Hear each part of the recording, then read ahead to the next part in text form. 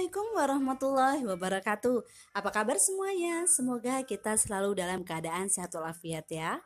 Masih bersama Ibu di mata pelajaran Pendidikan Pancasila dan Kewarganegaraan. Materi yang akan kita bahas adalah nilai-nilai Pancasila dalam kerangka praktik penyelenggaraan pemerintahan negara. Yang pertama adalah sistem pembagian kekuasaan negara. Pengertian sistem pemerintahan. Sistem pemerintahan adalah cara pemerintah dalam mengatur semua yang berkaitan dengan pemerintahan. Sistem ini berfungsi untuk menjaga kestabilan pemerintahan, politik, pertahanan ekonomi, dan lain-lain. Pemerintahan juga mempunyai kewenangan mengatur seluruh rakyat dan menjaga keutuhan wilayah negara untuk mencapai kemakmuran rakyat. Pengertian kekuasaan. Kekuasaan adalah kemampuan seseorang untuk mempengaruhi orang lain agar melakukan tindakan-tindakan yang diperintahkannya. Kekuasaan negara adalah kewenangan negara untuk mengatur seluruh rakyatnya untuk mencapai keadilan dan kemakmuran serta keteraturan. Kekuasaan negara menurut John Locke dibagi menjadi 3, yaitu kekuasaan legislatif, kekuasaan untuk membuat dan membentuk undang-undang, kekuasaan eksekutif, yaitu kekuasaan untuk melaksanakan undang-undang, termasuk kekuasaan untuk mengadili setiap pelanggaran terhadap undang-undang. Yang terakhir, kekuasaan federatif, yaitu kekuasaan untuk melaksanakan hubungan luar negeri. Selanjutnya, kekuasaan menurut Montesquieu dibagi menjadi 3, yaitu kekuasaan legislatif, yaitu kekuasaan untuk membuat dan membentuk undang-undang, kekuasaan eksekutif, yaitu kekuasaan untuk melaksanakan undang-undang, dan kekuasaan yudikatif, yaitu kekuasaan untuk mempertahankan undang-undang, termasuk kekuasaan untuk mengadili setiap pelanggaran terhadap undang-undang. Pendapat yang dikemukakan Montesquieu merupakan penyempurnaan dari pendapat John Locke. Kekuasaan federatif oleh Montesquieu dimasukkan ke dalam kekuasaan eksekutif dan fungsi mengadili dijadikan kekuasaan yang berdiri sendiri. Ketiga kekuasaan tersebut dilaksanakan oleh lembaga-lembaga yang berbeda dan sifatnya terpisah. Oleh karena itu, teori Montesquieu ini dinamakan dengan trias politika. Mengapa harus ada pembagian kekuasaan? Di dalam pembagian kekuasaan negara dibagi dalam beberapa bagian, yaitu legislatif, eksekutif, dan yudikatif, tetapi tidak dipisahkan. Hal ini membawa konsekuensi bahwa di antara bagian-bagian itu dimungkinkan ada koordinasi atau kerjasama. Mekanisme pembagian ini banyak sekali digunakan oleh banyak negara di dunia, termasuk Indonesia. Selain pembagian kekuasaan, ada juga pemisahan kekuasaan, di mana kekuasaan negara itu terpisah-pisah dalam beberapa bagian, baik mengenai organnya maupun fungsinya. Setiap lembaga menjalankan fungsinya masing-masing. Contoh negara yang menganut mekanisme pemisahan kekuasaan adalah Amerika Serikat. Konsep pembagian kekuasaan yang dianut Indonesia. Mekanisme pembagian kekuasaan di Indonesia diatur sepenuhnya di dalam Undang-Undang Dasar Negara Republik Indonesia tahun 1945. Penerapan pembagian kekuasaan di Indonesia terdiri atas 2 bagian, yaitu pembagian kekuasaan secara horizontal dan pembagian kekuasaan secara vertikal. Pembagian kekuasaan secara horizontal. Pembagian kekuasaan secara horizontal yaitu pembagian kekuasaan menurut fungsi lembaga-lembaga tertentu, yaitu legislatif, eksekutif, dan yudikatif. Berdasarkan Undang-Undang Dasar Negara Republik Indonesia tahun 1945, secara horizontal pembagian kekuasaan negara dilakukan pada tingkatan pemerintahan pusat dan pemerintahan daerah. Pembagian kekuasaan secara horizontal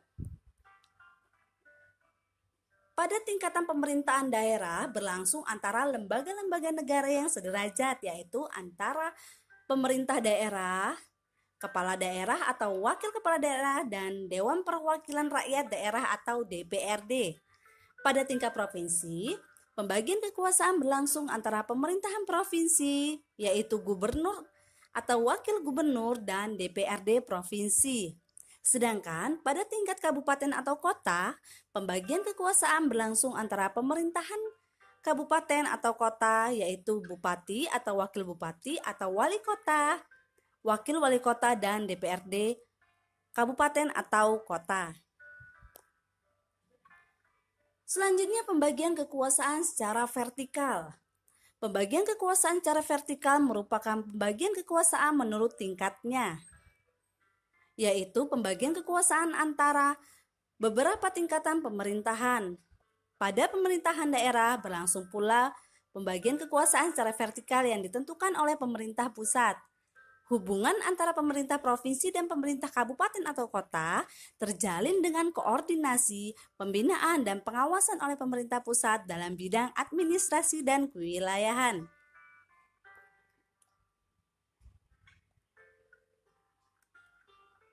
Kedudukan dan fungsi Kementerian Negara Republik Indonesia. Pembentukan kementerian. Kementerian adalah lembaga pemerintahan Indonesia yang membidangi urusan tertentu dalam pemerintahan. Kementerian berkedudukan di ibu kota negara, yaitu Jakarta, dan berada di bawah dan bertanggung jawab pada Presiden.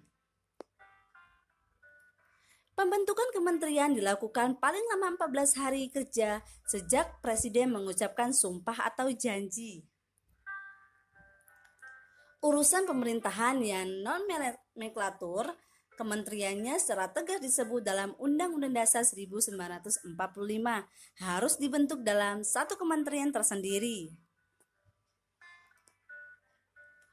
Pemisahan, penggabungan, dan pembubaran kementerian tersebut dilakukan dengan pertimbangan Dewan Perwakilan Rakyat, kecuali untuk pembubaran kementerian yang menangani urusan agama, hukum, keamanan, dan keuangan harus dengan persetujuan DPR. Kedudukan lembaga kementerian. Menurut Undang-Undang Nomor 39 Tahun 2008 mengenai Kementerian Negara pada bab 2 Kedudukan dan Urusan Pemerintahan, kementerian berkedudukan di ibu kota negara Republik Indonesia. Kementerian berada di bawah dan bertanggung jawab kepada Presiden. Kedudukan juga tidak tergantung pada Dewan, akan tetapi tergantung pada Presiden. Untuk menetapkan politik pemerintahan dan koordinasi dalam pemerintahan negara, para menteri bekerja sama, satu sama lain seerat-eratnya di bawah pimpinan Presiden.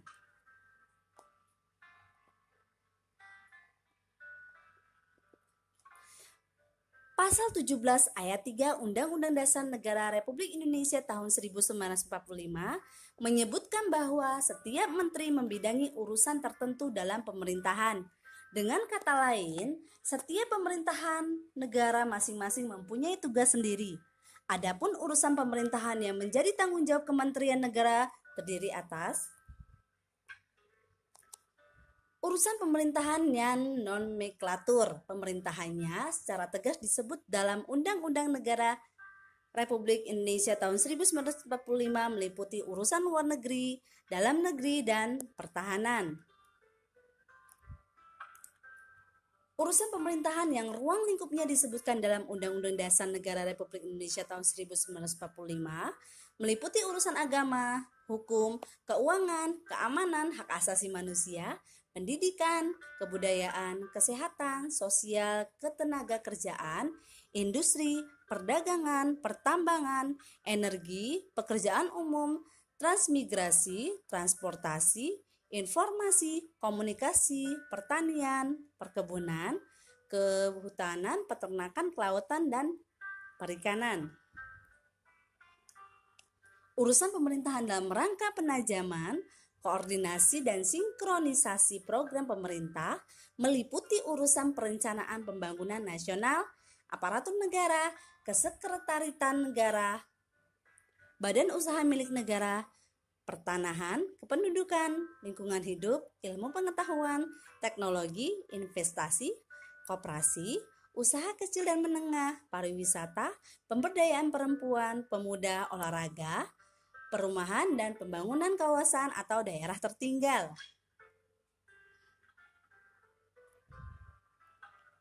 Kedudukan dan fungsi lembaga pemerintah non-kementerian. Lembaga kementerian dan pemerintahan non-kementerian merupakan lembaga negara yang dibentuk untuk membantu presiden dalam melaksanakan tugas pemerintahan tertentu. Lembaga pemerintah non-kementerian berada di bawah presiden dan bertanggung jawab langsung kepada presiden melalui menteri atau pejabat setingkat menteri yang terkait. Lembaga pemerintahan non-kementerian didirikan dengan tujuan untuk melaksanakan tugas khusus yang didelegasikan kepadanya oleh presiden. Pembentukan dan pembubaran tergantung pada keinginan presiden. Presiden dapat membentuk yang baru atau membubarkannya yang semata-mata tergantung pada keinginannya saja.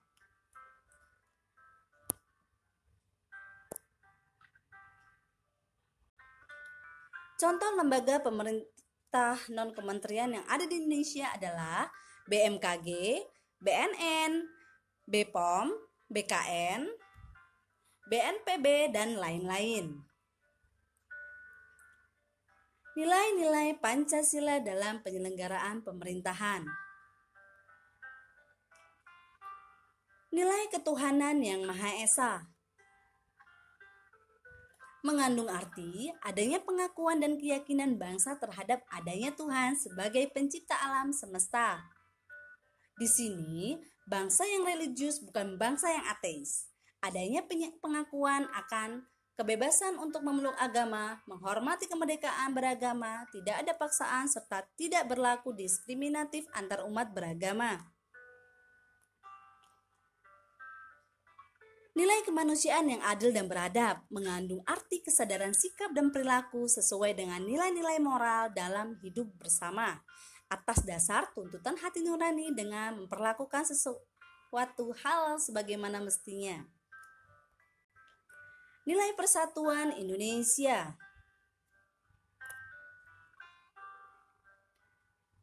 Persatuan Indonesia mengandung makna usaha ke arah bersatu dalam kebulatan rakyat untuk membina rasa nasionalisme dalam negara kesatuan Republik Indonesia. Persatuan Indonesia sekaligus mengakui dan menghargai sepenuhnya terhadap keanekaragaman yang dimiliki bangsa Indonesia. Nilai kerakyatan yang dipimpin oleh hikmat kebijaksanaan dalam permusyawaratan perwakilan mengandung makna suatu pemerintahan dari rakyat, oleh rakyat, dan untuk rakyat dengan cara musyawarah, mufakat, melalui lembaga-lembaga perwakilan.